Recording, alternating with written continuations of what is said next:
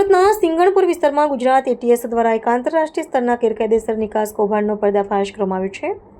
તપાસમાં બહાર આવ્યું છે કે આરોપીઓ દ્વારા auto intermediate UPI પાવડરને aloe vera powder તરીકે મિસલેબલિંગ કરી મલેશિયા અને થાઇલેન્ડ જેવા દેશોમાં મોકલવામાં આવતો હતો।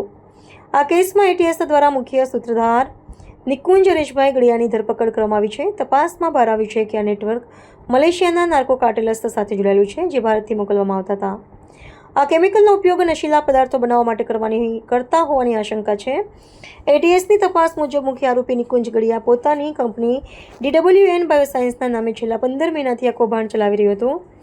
એટીએસના તપાસમાં બહાર આવ્યું છે કે આરોપી અત્યાર સુધીમાં અંદાજે 50 કિલો જેટલો ઇન્ટરમીડિયેટ પાવડર વિદેશ મોકલી ચૂક્યો છે। આ પાવડરને સીધો મોકલવાને બદલે તેઓ એલોવેરા પાવડર, ગિરિનોપોલ 24 અને કાર્બિનોર સેમ્પલ તરીકે જાહેર કરવામાં આવ્યો હતો।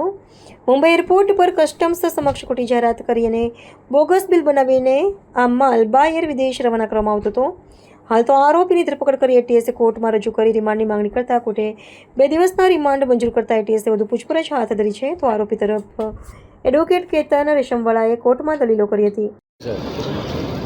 આજે સુરતમાં એટીએસ તરફથી નિકુંજ નામના એક આરોપીને રજૂ રાખવામાં આવેલો હતો અને એટીએસ તરફથી રિમાન્ડ રિપોર્ટ રજૂ રાખવામાં આવેલો હતો। એમાં મુખ્યત્વે એટીએસ તરફથી એવા આક્ષેપ કરવામાં આવેલા તે ઓટોમેટિક ઓપીઆઈ નામનો એક પાવડર ને આ આરોપી તથા એના સહયોગીઓએ મિસલેબલિંગ કરીને ખોટા બિલો બનાવીને અને કસ્ટમ્સ ડિપાર્ટમેન્ટમાં ગેર રજૂઆતો કરીને એક્સપોર્ટ કરેલો છે અને એ પાવડર એક્સપોર્ટ કરીને જે ફંડ મળેલું છે એ ફંડ આરોપીએ ગેરકાયદેસર રીતે મેળવેલું છે એવા આક્ષેપો કરીને આજે આરોપીને અટક કરીને પોલીસ કસ્ટડી રિમાન્ડ માટે રજૂ રાખવામાં આવેલો। કુલ 10 દિવસના એટીએસ દ્વારા રિમાન્ડ માંગવામાં આવેલા હતા। એટીએસ દ્વારા મુખ્ય મુદ્દો એ રજૂ રાખવામાં આવેલો કે આ જે ફંડ આવ્યું છે મલેશિયા અને થાઇલેન્ડથી એ કોઈ ગેરકાયદેસર પ્રવૃત્તિમાં વપરાશ અર્થે વાપરવા માટે આવ્યું છે, તે કોઈ આતંકવાદી પ્રવૃત્તિ માટે આ આવ્યું છે। આ ઉપરાંત બીજો મુદ્દો તે જે પૈસા આવ્યા છે એ પૈસામાંથી કોઈ મિલકત ખરીદેલી છે તે તેમ, અન્ય કોઈ આરોપીઓ સામેલ છે તે તેમ, આરોપીએ જે રો મટીરિયલ પરચેસ કરેલું હતું એ કાયદેસર રીતે પરચેસ કરેલું હતું તે તેમ, અને આરોપીના કોલ ડિટેલ્સ અને બીજી વિગતો તપાસ કરવાની છે। મલેશિયા ખાતે જે ગુનો થયો છે, થાઇલેન્ડમાં જે ગુનો થયો છે એ બાબતે તપાસ કરવાની છે। એવા મુદ્દાઓસર 10 દિવસના પોલીસ રિમાન્ડ માંગવામાં આવેલા હતા।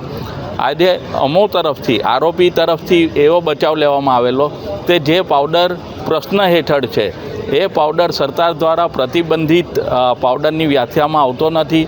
એ બજારમાં ખુલ્લેઆમ વેચાણ થઈ શકે છે અને ખુલ્લેઆમ ખરીદી શકાય છે।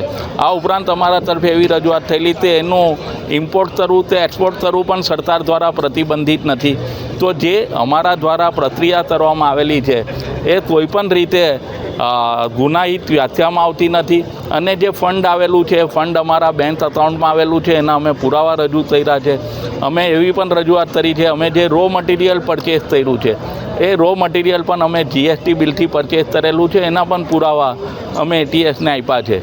તો નામદાર કોર્ટ દ્વારા એટીએસની અને બચાવ પક્ષે અમારી રજૂઆતો ધ્યાને લઈને આરોપીના મંગળવાર 11 વાગ્યા સુધીના રિમાન્ડ મંજૂર કરવાનો હુકમ કરેલ છે।